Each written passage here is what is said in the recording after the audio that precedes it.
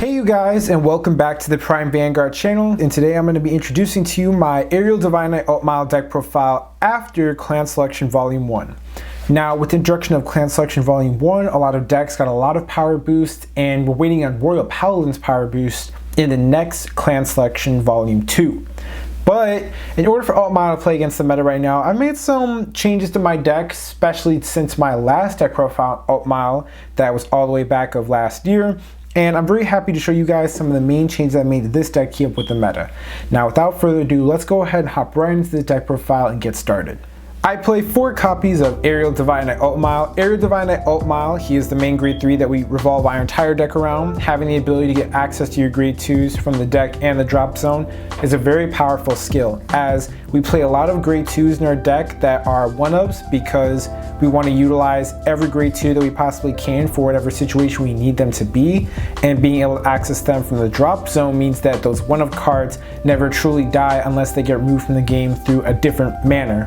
His other ability to give the grade 2s 10,000 power and 5,000 shield and extra critical if you have an Altmile on the soul just enforces the strategy of this deck, allowing us to fill up our board with grade 2s. My bad, I meant grade 2s. With grade 2s on the field with other cards we play in the deck, so that we now have defense everywhere that we have.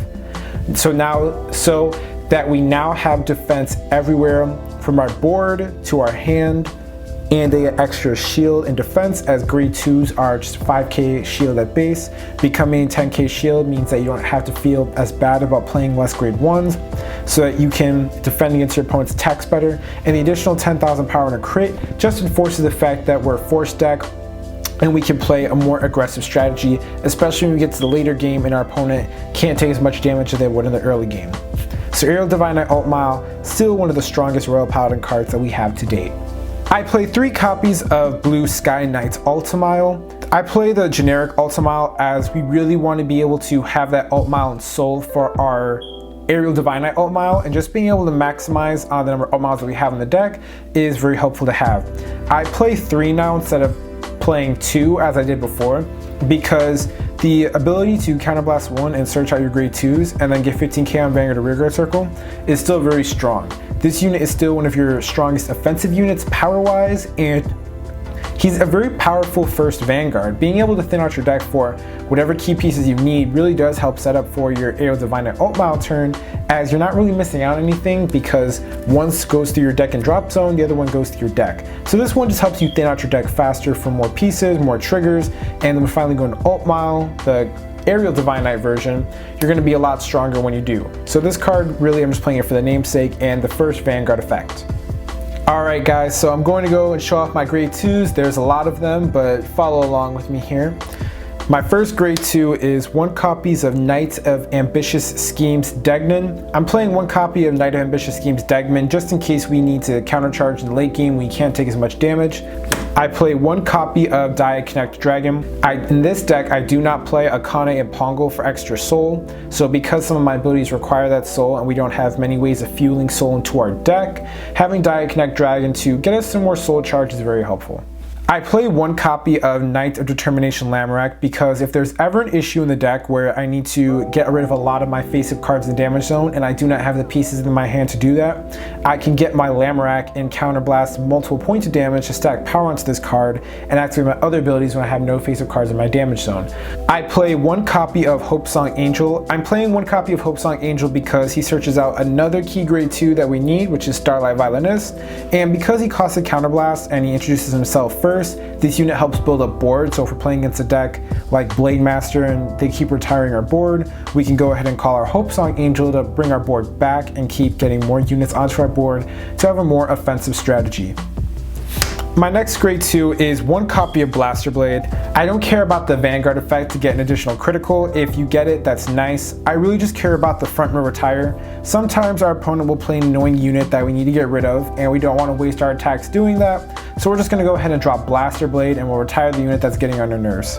My next grade 2 is 1 copy of Sage of Eminent Virtue Tion. So I'm just playing Tion because it's a powerhouse card. This unit can get to 19,000 power very easily, and because you have the additional effects of Altmile and the boosting from Starlight Violinist, which is 9 times out of 10 every single game you play, you're going to be hitting 4 magical numbers with this card very easily. And if you're on a Force 1 or Force 2, then your attack just becomes more threatening, or you just become more of a powerhouse attack.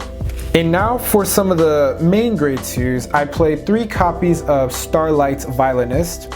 Starlight Violinist is the best grade 2 for Altmile, hands down. You cannot play this deck without playing at least 3 to 4 copies of this. Starlight Violinist allows you to boost, intercept, and gives all of your offensive and defensive strategies or game plans. It makes it happen, and you need to play 3 copies of Starlight Violinist. It's just a must. It's very simple, but that simple effect is very powerful, and it's what allows this deck to keep going. I played 3 copies of Counteroffensive Knight Suleiman. Suleiman's ability is to allow us to get search our deck for Altmiles, which means that we can guarantee our grade 3 ride, and he's another filter out for our grade 3 pieces. His other ability lets us Soul Blast 1 and bounce units back to hand. With Chaos Breaker running around right now, that's actually pretty relevant because we want to be able to dictate what units on our board they're able to lock, especially in what position, and having Suleiman to get those pieces back to us for later effects or on place abilities is very important to have. And that's mainly what I'm playing it for, just because the Chaos Breaker matchup. I did drop him down to 3, whereas last time I think I was playing him at 4, because I ended up playing one more Altmile since I needed that extra grade 3 so that I can make my Aerial Divine Knight Altmile always stronger and not having to wait for it. So that's why I'm playing 3 Suleiman, as I now have 7 Altmiles in the deck versus 6. For my last grade 2, I'm playing 4 copies of Absolute Blade Knight Livarot. Livarot is the most generic grade 2 support that Royal Paladin has. Having the ability to counterblast 1 and search out a grade 2 and calling it to an open rearguard circle is very unique, but the most versatile thing about this card is the fact that you can use this ability if you have damage or not, as if you don't have damage you can Soul Blast 1, still call something, which is why Soul is a very used up resource in this deck, as we do have a lot of our offensive abilities using Soul, but with Diaconnect Dragon, some of the other cards we play, we don't have to worry about that. Moving on to my grade 1s, I don't play much, but the ones I do play are pretty magnificent. I played 2 copies of Lunar Crescent Knight Felax. Felax is a flex slot in the deck. I just like playing it because it allows us to have a grade 1 early game rush. We can bounce more units back to our hand if we need to, and getting the additional 5,000 power and becoming a strong grade 1 attacker in the early game or a strong grade 1 booster is helpful if we can't get to our key piece to do that, but that very rarely happens. I'm really just playing this card right now and just testing it out a bit more simply because of the Chaos Breaker matchup, as Suleiman was the same thing I'm playing it for, but Felax, I just like this card and I like playing the Tion Kiba style of this deck. My next grade 1 is 4 copies of Knights of Exemplary Sword Lucius.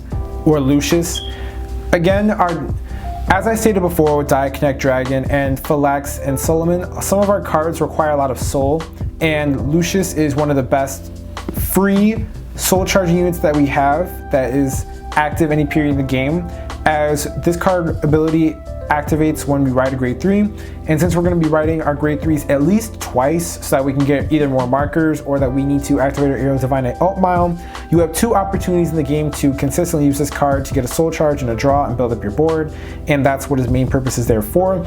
I like this card over Pongal because you have to draw into Pongal, or if I play Pongal, I feel like I have to play Akane, and I do not want to give up a grade 2 slot for that, so Lucius is just the better option in my opinion. For my last grade 1, I'm playing 4 copies of Laurel Knight Sicilus. Sicilus is the Royal Paladin grade 3 searcher. We really need to be able to see that Altmile so that we can actually make sure that our strategy is consistent and happens very often. He has a simple power-up skill as well that suits the theme of this deck, which is if you have no face-up cards in the damage zone, he gets plus 5,000 power, which is very easy for this deck to do as we do counterblast a lot, and if we cannot counterblast a lot, we have outs to making sure that we counterblast a lot. So 4 copies of Lucius to get more power and to search out our Altmile. Moving on to my triggers, I play 4 copies of Healing Pegasus, 4 copies of Flash Shield Iseult, 4 copies of Future Knight Llew, 4 copies of Bringer of Good Luck Epona. And then my starter of the deck has to be Shiny Knight Milius.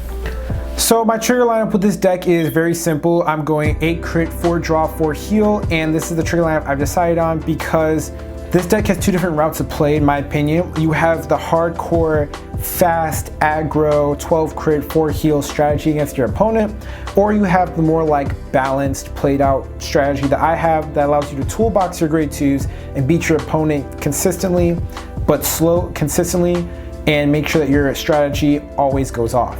I think that I like this strategy a lot more, simply because a lot of the decks we play against now, such as Genesis and other hard heavy hitting decks that'll be introduced to V soon, and even Bane Dream, just being able to see this card and guarantee that you won't be hit by those attacks is really powerful. As that very fast playing Altmile strategy, for one, you don't draw a lot of cards with that deck because your entire strategy is focused on just being as aggro as possible and doing whatever you can to make sure you kill your opponent as soon as possible. And then your grade 2s for that also are your main defense, because you're relying on the 30k Sentinel to stop your opponent, but 30k Sentinel sometimes against a lot of the meta decks right now, like Genesis and other decks, isn't always going to be able to stop them or at least guarantee that you're going to be safe from that attack. So being able to have this card, which is Iseult, to say, hey, you're not going to get through, is just fine. As in order for that defensive strategy to really work, you have to dictate and control which amount of damage you take and when you take it. As I stated earlier, your Starlight Violinist only works if you don't have face-up cards in your damage zone, and once you take 1 point of damage, that defense goes away and it's relying on the cards in your hand like any other deck. So this deck just works out for me, and I like the trigger lineups for my play style. So as you guys know, now that we're towards the end of the deck profile, I do want to talk about which marker I think is best to play for this deck. And I can truly say that Altmile, the unique thing that I love about this deck is that it's one of those decks with Force that can utilize Force 1 and Force 2 very effectively. I think that depending on your matchup will tell you which Force you need to go into. I can't say for sure that Force 1 is the best or Force 1 is the 2. Force 1 is the best or Force 2 is the best, because depending on which matchup you're playing against, you will need to pick one. I think that on paper, the best way to describe would be if you have a very strong early game and your opponent's already at 3 damage, then maybe going Force 2 is the best route to go, as that one attack that's an additional 2 critical on top of the amount of criticals you play in the deck will just be lethal to your opponent. Whereas if you and your opponent are pretty even in damage and they're doing really well, especially if their early game was strong, then maybe Force 1's the route to go. As when you finally go into this Altmile, you'll have a second Force marker, and he'll have the additional Altmile and Soul, meaning your attacks will be another 10,000 power bonus, an extra 5k shield bonus, and additional critical bonus, as you're going to have another Altmile and Soul to assist you. That's when I'll say Force 1 will be better, as the extra power behind the critical of the attacks will just be too much for your opponent to guard against, and that's when I think Force 1 will be the best. But I can't say for sure that Force 1 or Force 2 is the best route to go. It really does come down to whatever game state you're in and what deck you're playing against. Alright you guys, well thank you so much for watching today's deck profile. If you enjoyed today's deck profile, please make sure to give this video a thumbs up. It really does help the channel grow. Also make sure to like, comment, and subscribe to my channel and hit the notification bell. I have a lot more deck profiles that are coming out soon, especially the introduction of Clan Selection Volume 1. I really do have a lot of decks that I want to showcase to you guys and tell you guys about some of the strategies and new plays that I've come up with. If your friend is looking for an Altmile deck to play in this meta, go ahead and share this video with them. Again, all of my decks are templates. They're just based off of my experience and a little bit of research here and there, and that's really all that goes into it. But that is all for today's video, guys. Thank you so much for watching. Peace. And tell me what you're thinking in the comment section below. Are there any cards that I should introduce into this deck? Are there any techs that I'm missing? Is there anything that I should try out? I really do want to hear your opinions on my deck.